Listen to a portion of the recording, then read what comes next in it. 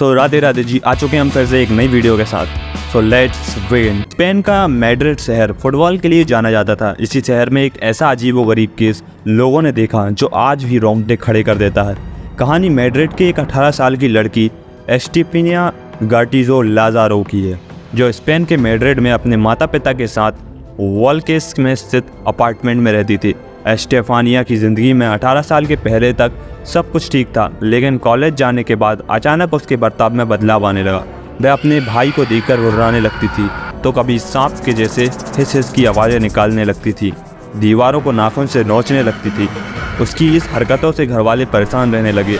माँ बाप को एक दिन पता चला कि एस्टेफानिया तंत्र मंत्र और काला जादू की किताबें पढ़ती है। यह सारा मामला 1990 का था। अगस्त 1991 में एस्टेफानिया की हालत और भी ज़्यादा ख़राब होती गई और तभी उसे मैड्रिड के एक सरकारी अस्पताल में ले गए और 3 हफ्ते तक इलाज चलने के बाद भी डॉक्टरों को कोई बीमारी दिखाई नहीं दी थी।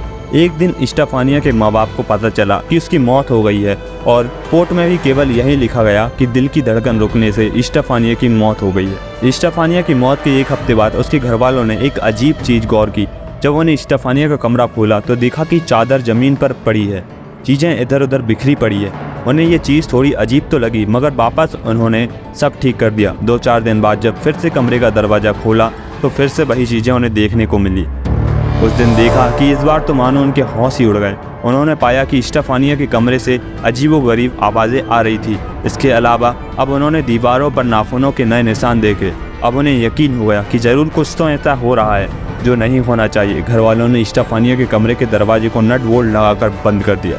अगले दिन फिर से कमरे में वही आवाज़ें आने लगी और माँ माँ कहकर पुकार रहा था।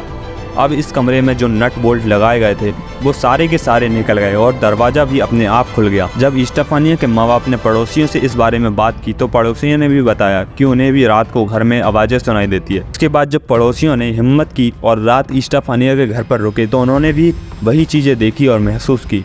एस्टेफानिया की मौत को 15 दिन से ज़्यादा हो गए थे। तभी अचानक एस्टेफानिया के कॉलेज की टीचर उसके घर पहुंची और बताया कि उसकी दोस्त की एक बॉयफ्रेंड की बाइक एक्सीडेंट से मौत हो गई थी। जिसके बाद एस्टेफानिया की दोस्त डिप्रेशन में चली गई। एस्टेफानिया अपनी दोस्त के बड़े करीब थी। टीचर ने आगे बताया कि एक दिन जब वो स्कूल के पीछे हिस्से में गई तो उसने देखा कि 4 लड़कियाँ, जिनमें एक एस्टेफानिया भी थी और दूसरी उसकी वही दोस्त जिसके बॉयफ्रेंड की मौत बाइक एक्सीडेंट में हो गई थी, एक बोर्ड में कुछ कर रही थी। बोर्ड के ऊपर एक गिलास उल्टा करके रखा हुआ था और एक एक करके उस गिलास की उंगलियां रख रही थी। जब एस्टेफानिया ने अपनी उंगलियां गिलास पर रखी तो वह गिलास हवा में तैरने लगा। इसके बाद टीचर ने उन सब लड़कियों को डांटा और उस बोर्ड को तोड़ दिया। जब नन ने उनसे बात की तो पता चला कि एस्टेफानिया भूत से बात करती थी और बाइक एक्सीडेंट में मृत उस लड़के से भी बात की। उसके बाद अचानक एक सफ़ेद धुएं का गुब्बारा सा आया और वो सीधे एस्टेफानिया की नाक से होते हुए उसके शरीर में चला गया। ये बातें सुनकर एस्टेफानिया के घरवाले भी डर गए थे। घरवालों ने फिर से उसका कमरा खोला और पाया कि एस्टेफानिया की तस्वीरें ज़मीन पर पड़ी थी। पिता ने जब उस तस्वीर की तरफ देखा तो पाया एस्टेफानिया के चेहरे पर आग लगी हुई है। उन्होंने फिर से एस्टेफानिया के कमरे को लॉक कर दिया। अगली रात ऐसा कुछ हुआ जो पहले कभी नहीं हुआ। उस रात एस्टेफानिया की माँ जब सो रही थी तो उसको लगा कि कोई उसके ऊपर चढ़ के बैठ गया है और उसका गला दबा रहा है। उन्होंने अपने आप को उस अदृश्य ताकत से छुड़वाने की बहुत कोशिश की और काफ़ी देर बाद उस चीज़ को अपने शरीर से हटाया।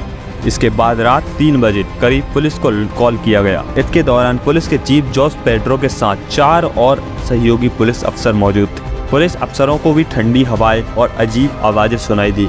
एस्टेफानिया के कमरे में घुसते ही पाया कि तेज़ हवाएं चल रही है, लेकिन बाहर सब शांत था। पुलिस वालों ने एस्टेफानिया के घरवालों को समझाया और चली गई, लेकिन पुलिस के दिमाग में यही सवाल घूमता रह गया कि आखिर माजरा क्या है। अगले दिन फिर पुलिस उनके घर पहुंची तो पिता ने बताया कि वो अपने छोटे बेटे को राइट साइड वाले बेड पर सुलाते हैं तो वो हवा में उछलकर लेफ्ट साइड वाली बेड पर चला जाता है। जब पुलिस एस्टेफानिया के कमरे में पहुंची तो देखा कि जीसस की फ़ोटो उल्टी पड़ी है। ये सारी बातें पुलिस की रिपोर्ट में दर्ज हैं और ये खबरें मीडिया में आई। पुलिस ने इंटरव्यू दिया। करीब 1 महीने तक इन्वेस्टिगेशन के बाद पुलिस को जब कुछ नहीं मिला तो पुलिस ने घर छोड़ने पर मशवरा दिया और उन्होंने इस घर को खाली करा दिया। घर बदलते ही ये सारी पैरानॉर्मल एक्टिविटीज़ खत्म हो गई। इस घटना पर एक फिल्म भी बनी जिसका नाम है वेरोनिका। तो ये स्टोरी रियल है और अगर और ऐसी ही हॉरर वीडियो चाहिए तो कमेंट में नेक्स्ट लिखें। मिलते हैं नेक्स्ट वीडियो में, तब तक के लिए राधे राधे।